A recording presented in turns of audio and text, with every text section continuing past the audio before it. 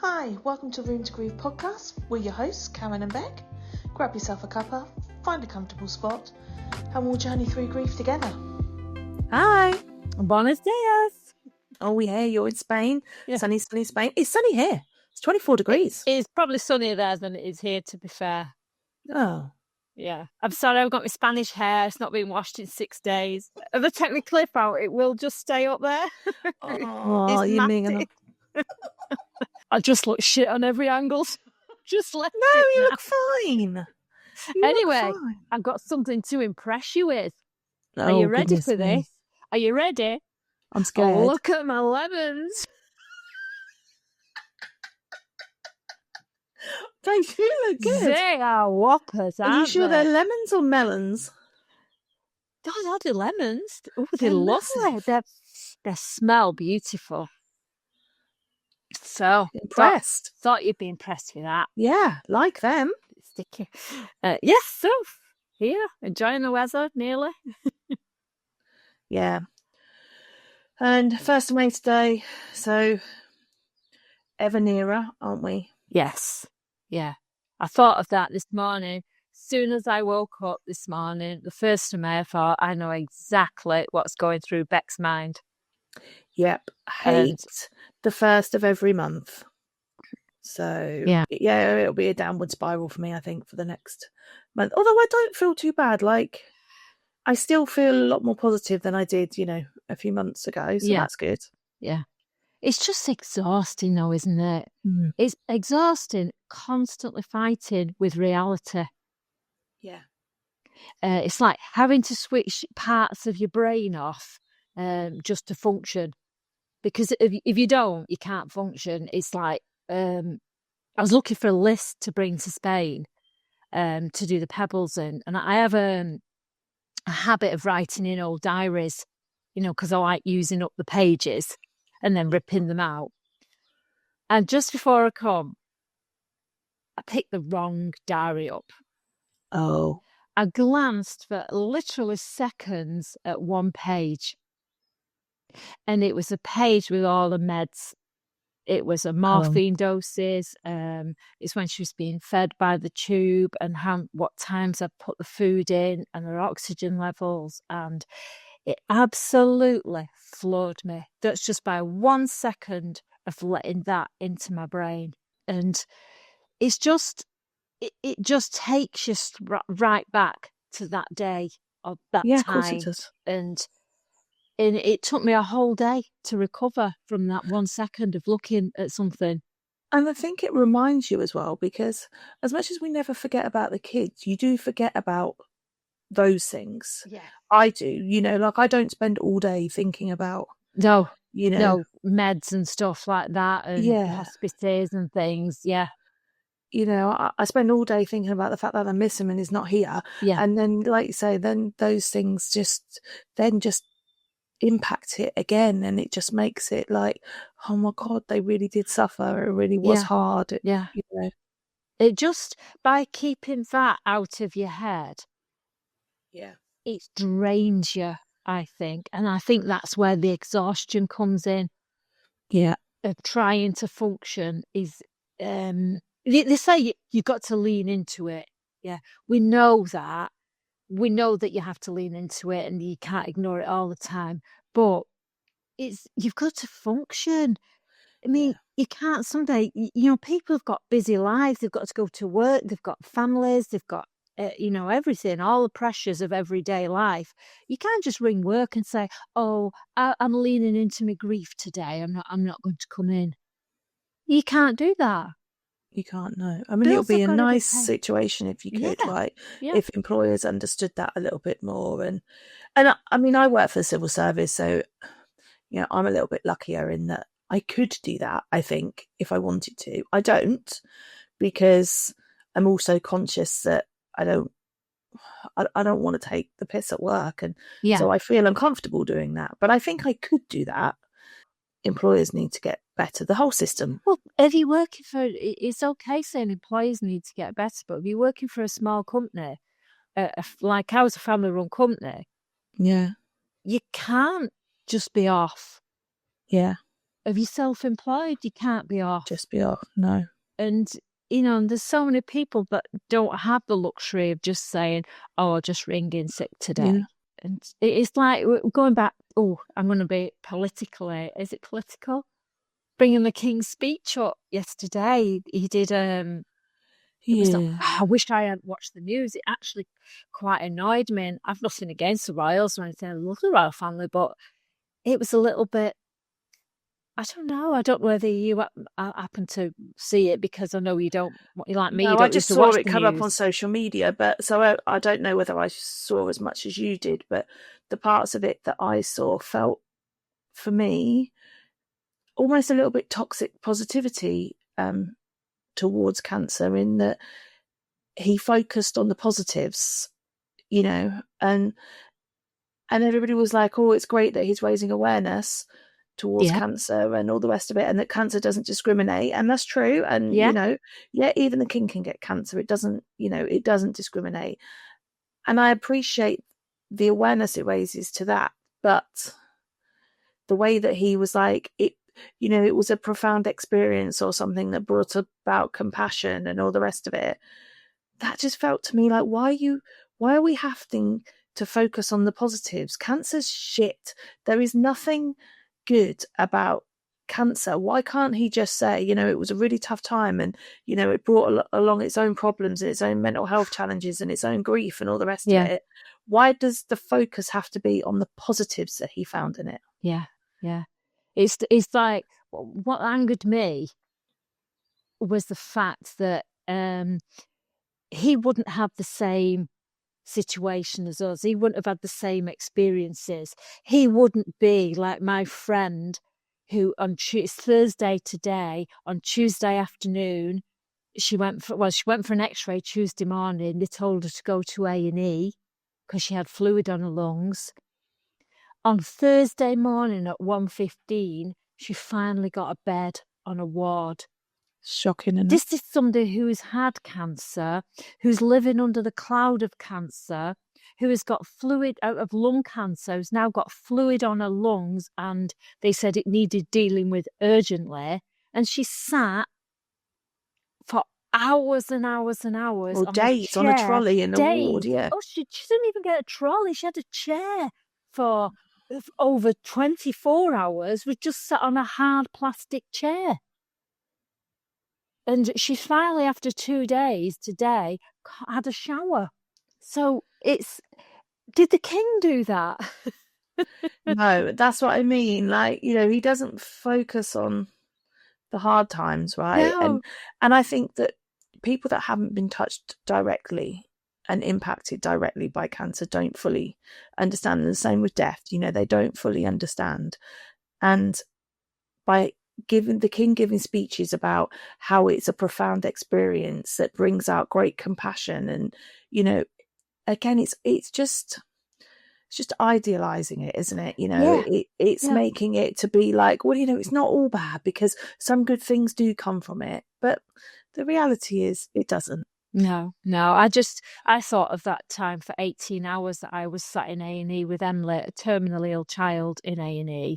And they found Emily a bed, no pillows because they didn't have any pillows available, no covers because they didn't have those, and it was freezing cold. The actual curtain was blowing because of the coldness and the draft that we was in, and that's when she contracted pneumonia and ended up in ICU for 4 or 5 days. Because we was there for 18 hours, I just had a chair next to the bed, and I had to take my coat off to put on her, to put over her, just to try and keep her warm. Yeah. Would the King do that? No. No. I say, I'm sorry, I don't usually ever go at things like this, but it just pissed me off. Yeah, no, I get it. But it's the same with a lot of things, isn't it? In that, we just need better education and people that have got the platforms to do better, I guess. Yeah. Hey ho. Anyway, what else have you been up to? Well, as we know, I'm about a month behind you and all your emotions, but doing okay. I just think that God, the heaviness of grief. I mean, what the hell does that mean? It's just like you say about the heaviness. I wouldn't know how to explain it properly, but it's like we're trudging now. Yeah. Everything's an effort, everything's slower, everything feels different, and even the simplest of tasks feel like monumental. That's how I feel at the moment. Yeah. Just setting up my stuff this morning, getting everything to work is like just everything's a challenge. Trying to get a tin lid off the paint. Right, I tried the screwdriver, a knife, a spoon, everything to get this tin. It ended up on the floor, on the tile floor in the back garden, just absolutely sobbing, uncontrollable sobbing, because I couldn't get the lid off the paint. Yeah.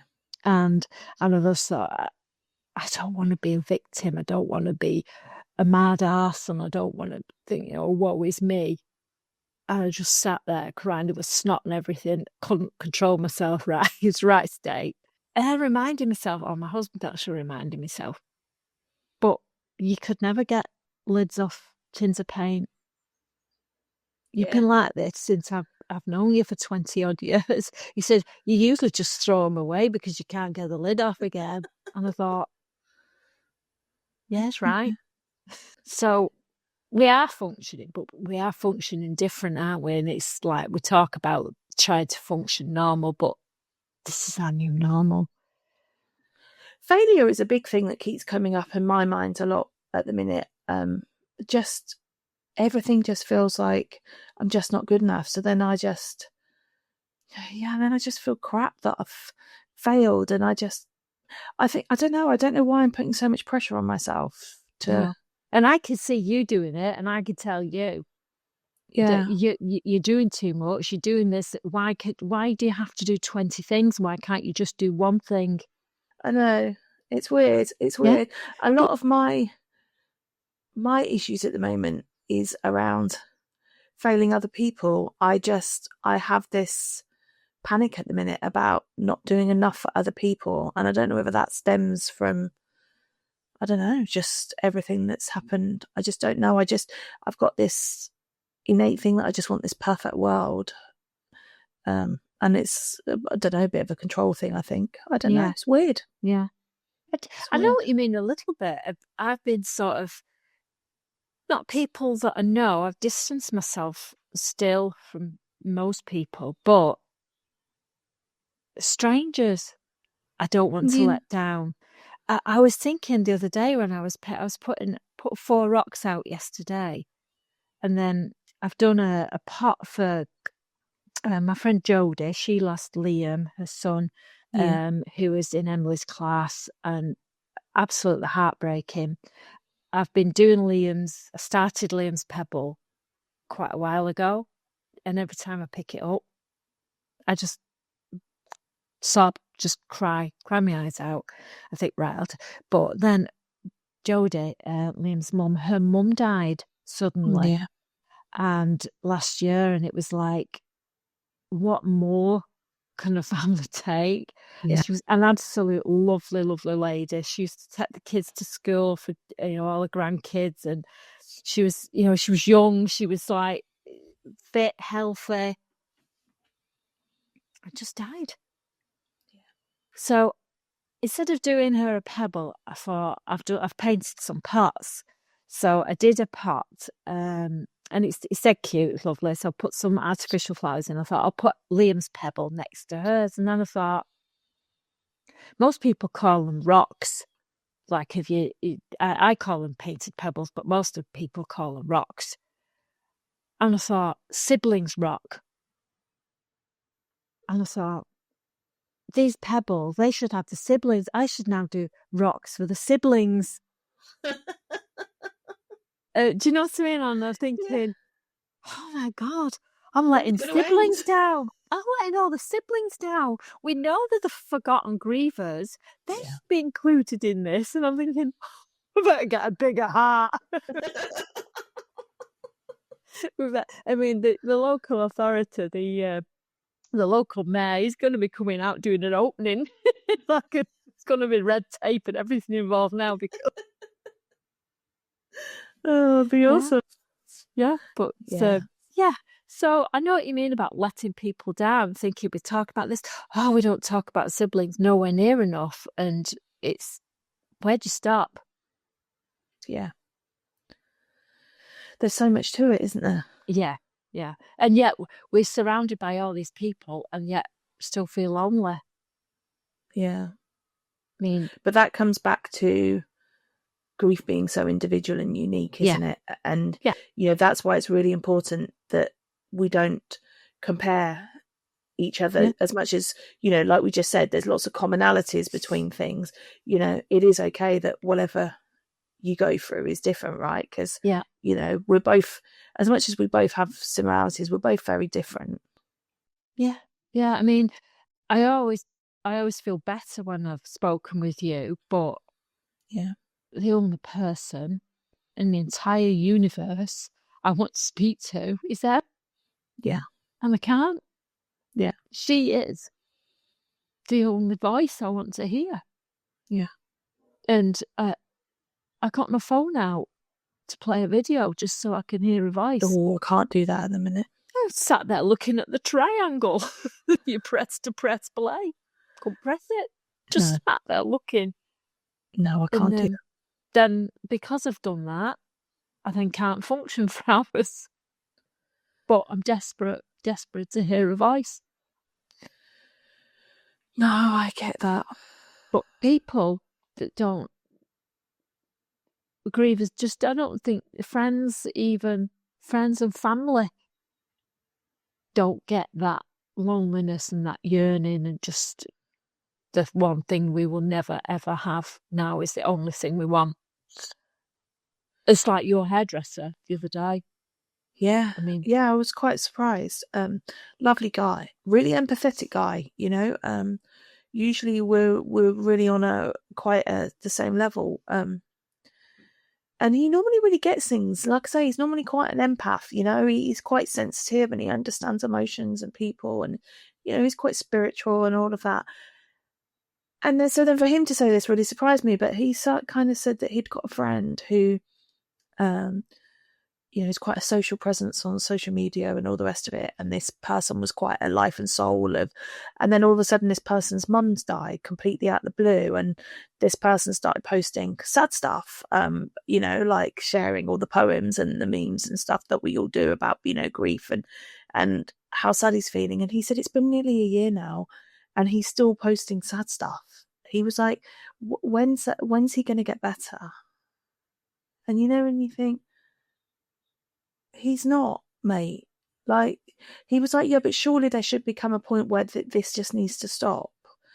And, like it should change. And I was like, my hairdresser's quite a gym bunny, I guess. So I just said to him, the only way I can describe it to you is like when you first go to the gym and you pick up that 12 kg and it's heavy and it's really hard and you can't do many reps with it and you can't do much with it.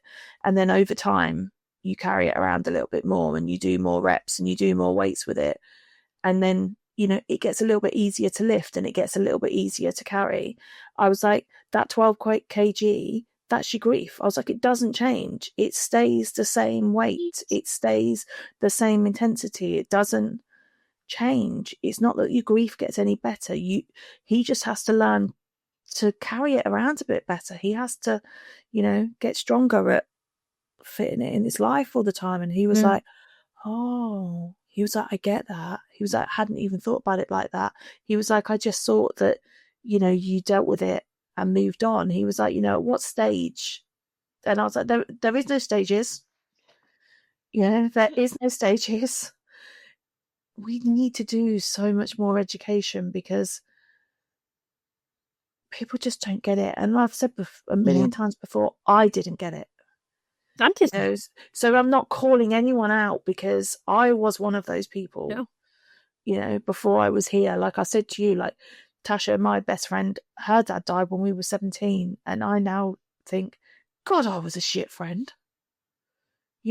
Like I didn't give her half enough credit when her dad died. I think the day her dad died, I was like, oh, mate, I'm really sorry. And then, you know, I remembered her dad died when she had her kid and when she got married and all the rest of it. But outside of that, you know, I totally didn't give any thought for the fact that she's grieving that her dad's not around.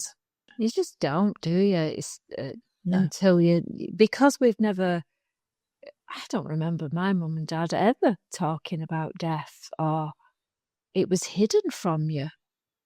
It was, as a child, it wasn't just, oh, don't tell the children and all that, because it's just so wrong, isn't it? My next door neighbour killed himself when I was about 11, and I remember my mum and dad being very much, don't look out the window. Oh, if you hear anything of what happened to, you know, Mr. Wildman next door, you don't listen, don't tell anybody. It was all very much you know, the impression that we were given as kids was, you know, this is a really bad thing. You don't talk about it, you hide it. Yeah. And no one ever spoke about death. When my granddad died when I was like 7 or 8, my mum shipped me off to my other nan's. Like, we weren't allowed to go to the funeral, we weren't even allowed in the house. Like, while it was being dealt with, it was like death was just portrayed as a bad thing. Yeah. You know? Yeah. And I'm not saying it's a good thing, but do you know what I mean? It's something that you should not really be involved in and like talk about and stuff. Yeah. Yeah. And as youngsters, we always used to say, if someone brought up death or dying, somebody would say, oh, there's always someone lower in the tone. Why are you so morbid? Or, you know, that turned quickly, didn't it? And it's like, you know. Well, it was quite funny, really, because we've had a few bank holidays here in Spain, and there's been quite a lot of children about whizzing up and down on the scooters and stuff, and they've been stopping and looking at Pebble Memorial, but even putting the scooter down and going reading the Pebbles, and all respectable. And Rob said, "You can imagine we're going to get a complaint now." He said that from the locals that, you know, that we're freaking the kids out, giving the kids nightmares about all the dead kids over there. Oh, yeah. And I said, I never thought of it like that, because we don't anymore. We just think it's, you know, it's our space. We do what we want with it. We've claimed it. I do think the Spanish are better though, aren't they? They're a little bit more open with sort of faith and life and death and that kind of thing, aren't they? Yes. Yeah. Yeah, we have people sitting there looking at the pebbles and sitting on the bench next to them and just having a moment there. And like I say, the kids come and read it. And I do think whether it's educated in the schools, that would be interesting to find out. But I think within the home and the families, it's definitely spoke about. Yeah. Yeah. I mean, I went, as morbid as it is, I think Katie Costello's rubbing off on me. I even wanted to go to the graveyard, the cemetery. I wanted to go there, look round, and there's children there. Yeah. There's children, again, on scooters and with the parents, with the grandparents, wandering around and going visiting graves. And they're immaculate. They're immaculate. They're beautiful. Nice. Even where we set up the near the golf course where the statue is, and we've put pictures of Bradley, Liam, and there's rosary beads put all over each child. Yeah. Yeah. And we go, no matter what time there's somebody there, and there's usually somebody in front of our child praying for our child, lighting candles, and you wouldn't get that in England. And many countries, I think, but I just think it's not just religion, I think they've just got more empathy. Yeah, maybe. So what are you up to this week? I believe you're in a heat wave in England. Only till today. Oh, right. Yeah, it goes cold, starts to go cold again from tomorrow. So that's somewhat over. Right, okay. Yeah, if you blinked, you missed it. I think it actually goes like down to 0 again at night time next week. I mean, oh my God, that is a big drop. Yeah. Like, you know, it doesn't go above sort of 12, 14 next week in the daytime, and 0 at night time. I don't know what's up with this weather, but never mind. Oh, they're blaming this in Spain on weather, aren't they? Of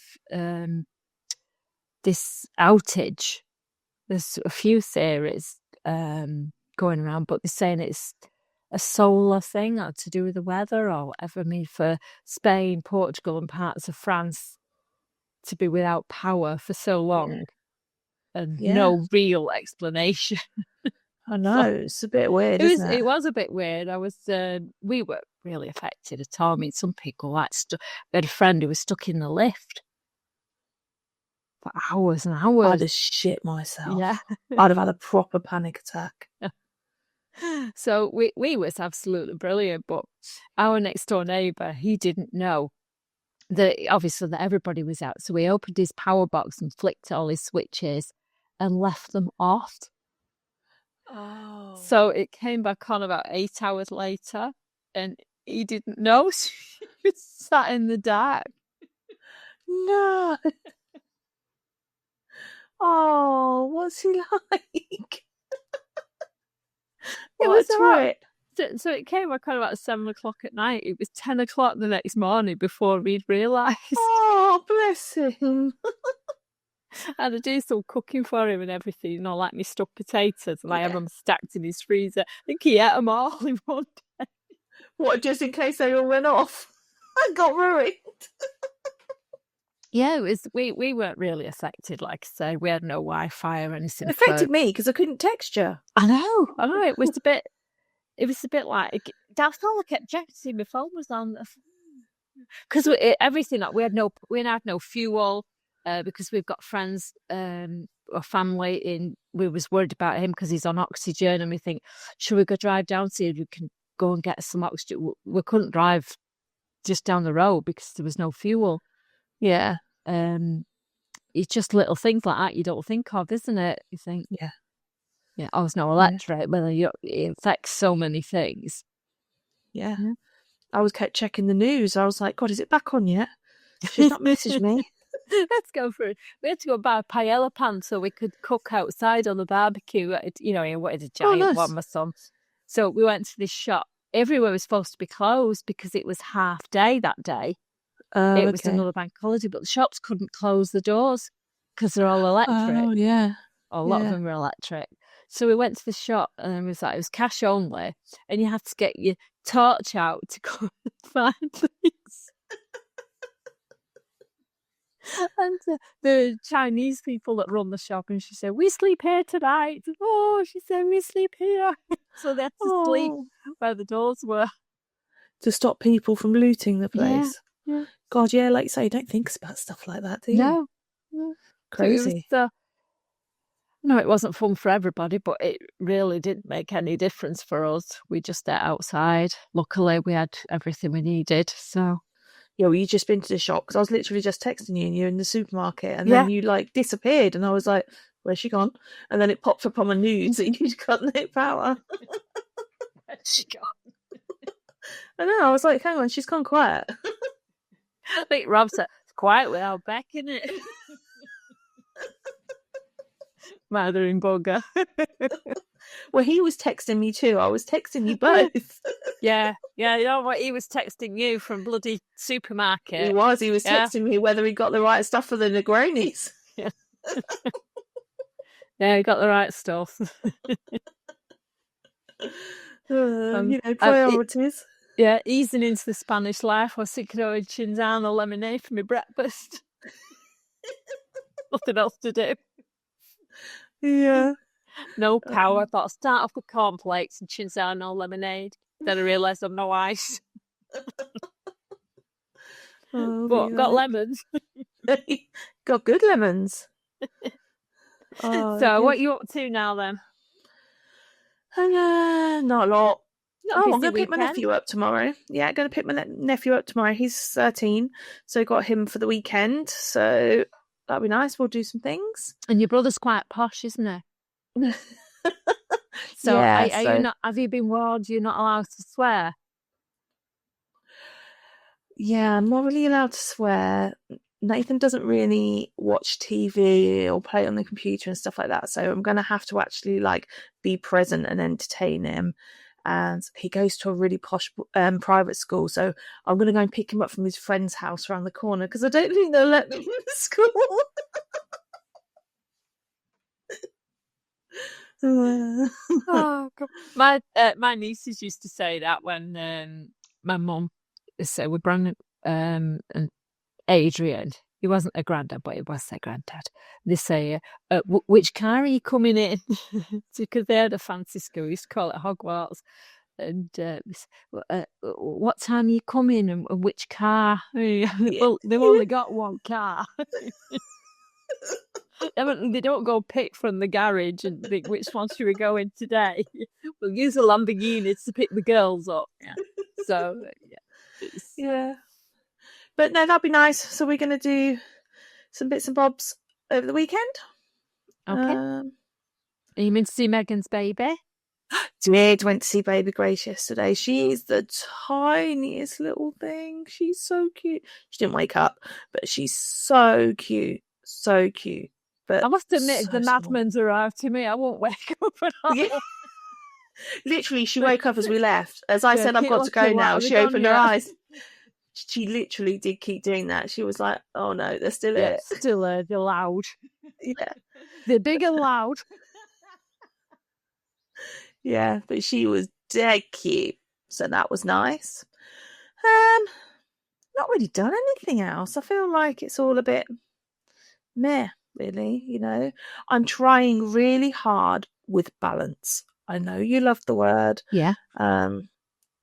Like I've said before in a couple of weeks ago, I'm really struggling. I'm that all or nothing type of person, and grief is forcing me to kind of sit in that middle ground and just take it easy a little bit. So I'm trying really hard to sit there. I can't do it all the time, but I'm trying really hard to consciously slow down at points and start off. I ended up watching some right shit on the telly. My God, it's so frustrating. Like, I feel like I'm totally wasting my life. Like, it's time I'm never going to get back, but I know that I need that downtime. You know, my brain just needs it, but my God, do I find it hard. I tell you what I enjoyed, the type of things, you know, like Race Across the World. Have you ever watched that? No. Does it? All right. I don't, because I don't watch telly. I genuinely don't have telly. So we don't have Sky or anything. I think it'd be good for you because it's got a little bit of everything in. You get used to the people, you know, the couples that are racing. It might be father and son or whatever, you know, like man and wife. It's going to so many different countries and looking at different cultures and stuff like that. And I like that kind of thing. Yeah, we've really got into it, and I think it's helped because it just for an hour it takes you out of the grief. You sort of connect with the people and you get to like the people. There's this new series now, and it's a young couple. I think they're 18 and 19, boyfriend and girlfriend from Wales, and they're from this little village in Wales, and they're on the other side of the world, and they've got to deal with everything. And they're so likable. Each couple just have their likable qualities, and you do get to have your favourites and think, oh, I really want them to win. And seeing all what they're going through, it's good. And it might just take your mind off.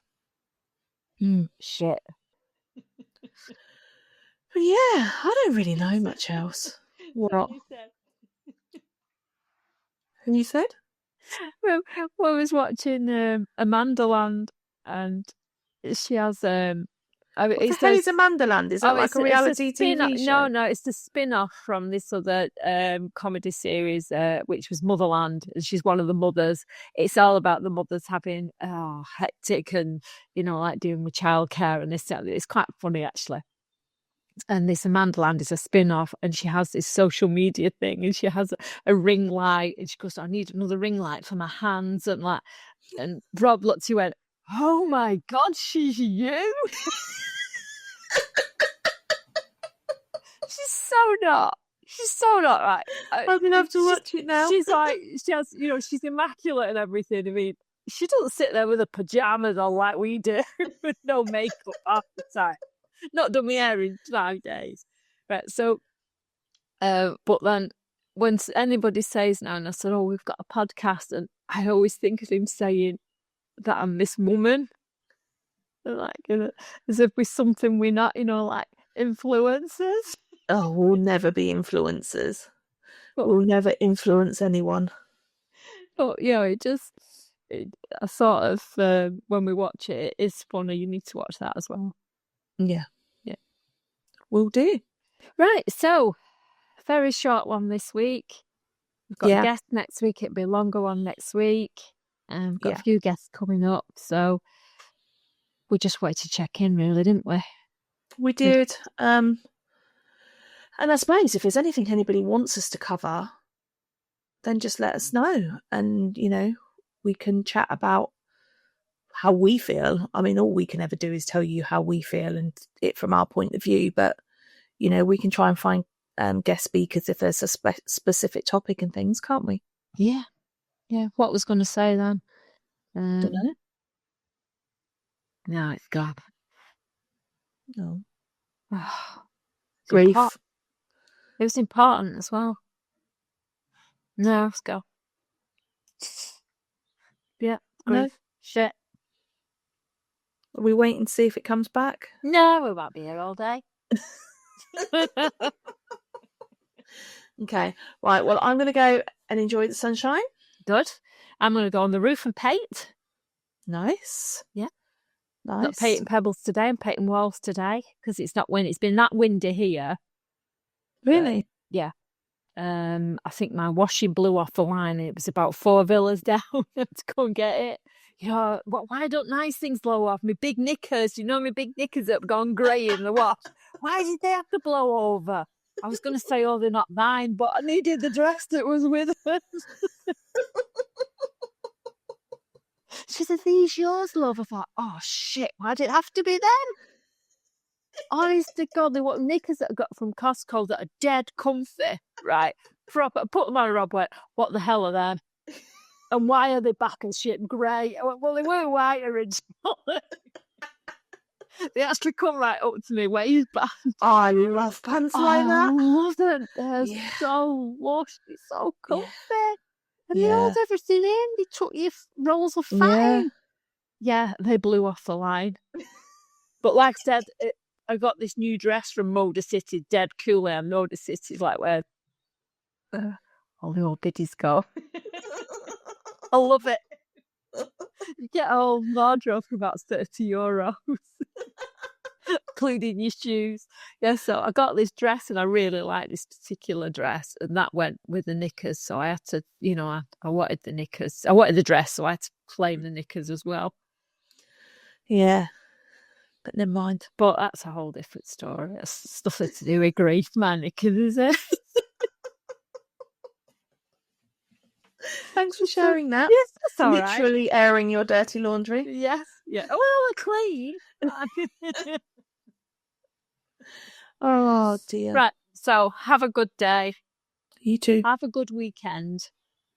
And I know you're date watching now. You're on a countdown till the 1st of June. 1st of June's going to come. And it's going to go. And you'll still be there. But finding your balance is brilliant. I think it's massive. It's hard. I know it's hard. Grief is hard. We've said that. It's exhausting. Living with reality is absolutely exhausting. And that's what we're doing every single day. There's always going to be a date to count down to. There's always going to be feeling. There's always going to be upset. But we just do it. We do. We do. And don't go having any more power cuts because I had to go a whole day without talking to you. Might just tell you we've had one. No internet. When you give me all these emails, send these emails and copy and paste stuff. I don't copy and paste. Don't do things like that. You put it and it just goes and I can't find it ever again. And it's like, I could say that we had no power, couldn't I? I will check. I googled when you went off before. I was like, oh no, what's happened? And I actually googled what's happened in Alicante, and it came up and said there was a power cut. Jesus Christ! I know, right? So I'm checking up on this, stalking on a whole new level. Yeah. Right. So let's get on with this. Let's kick its ass, this grief shit, and let's have a a relatively nice few days. Let's do it. Right. We're doing it. Yeah.